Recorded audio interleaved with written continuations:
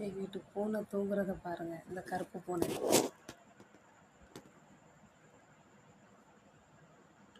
பல்ல காட்டிட்டு தூங்குது. இது ஒரு பூனை தூங்குதா, கட்டில் கீழே ஒன்று படுத்து கிடக்கு. இந்த பூனை இப்போ தான் படுக்க வந்திருக்கு, ஆளுன்னு தூங்கலை. அங்கே ஒரு பூனை தூங்குது, இதில் ஒரு பூனை தூங்குது. பார்த்தீங்களா, பூனை சோபாவில் தூங்கிட்டு இருக்கு. தூங்குறத பாருங்க, என்ன அழகாக தூங்குது. திங்கணும் ஆளோடு சேர்ந்து தூங்கிட வேண்டியதான். இவங்களே பாதி இடத்த மறைச்சி வச்சிட்ருக்கா. அப்புறம்